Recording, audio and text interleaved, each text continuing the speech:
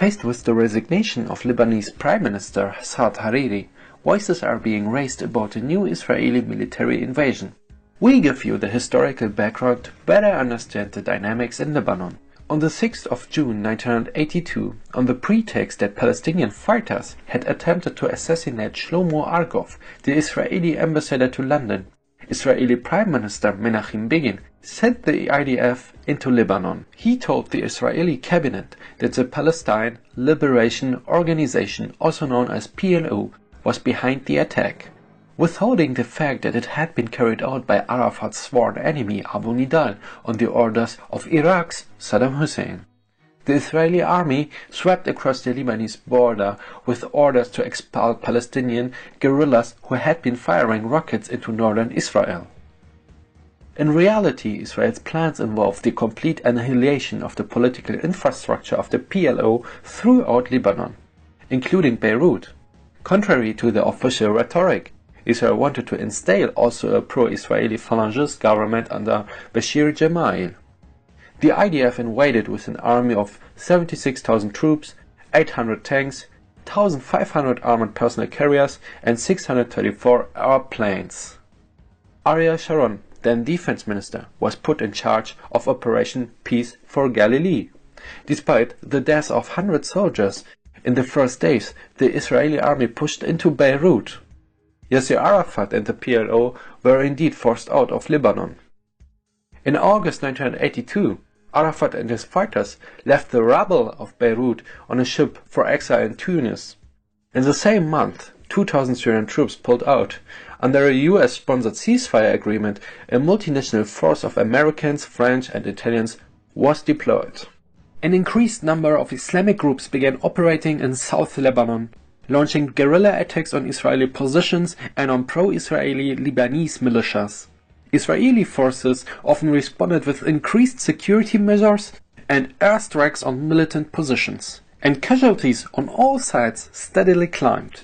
In a vacuum left with the eradication of PLO, the disorganized Islamic militants in South Lebanon began to consolidate. The emerging Shia Hezbollah, soon to become the preeminent Islamic militia, evolved during this period. Bashir Gemayel, a Maronite Christian, was elected president, and Israel began to hope that a peace treaty could be signed. But Lebanon, split by factions and conflicting foreign interests, once again confounded optimists. Gemayel was assassinated in September 1982. 2 days later, in killings whose scale shocked the world, Israeli forces allowed their allied Lebanese Christian militias into the Sabra and Shatila refugee camps, where they slaughtered 1,700 fighters and possibly thousands of civilians. Sabra and Shatila, the bloodiest single incident in the Arab-Israeli conflict, marked a turning point in Israeli public support for the occupation, and led to Mr. Sharon being found personally responsible for the massacre. He was forced to resign as Israel's defense minister. The massacre prompted the US President Ronald Reagan to boost the multinational force in Lebanon. On the 29th of September, the new troops entered Beirut with about 1,800 Marines, joined by 1,500 French Foreign Legion paratroopers and 1,400 Italians.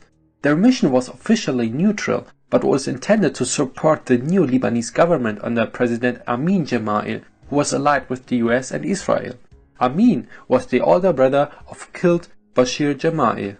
But the presence of foreign forces provided Syria and Iran with an opportunity as they backed the Hezbollah Shia fighters who had sprung up to resist the invading Israelis. On the 18th of April 1983, a suicide bomber demolished the US embassy in Beirut. On the 23rd of October, 241 Marines were killed in a truck bombing of the Beirut barracks.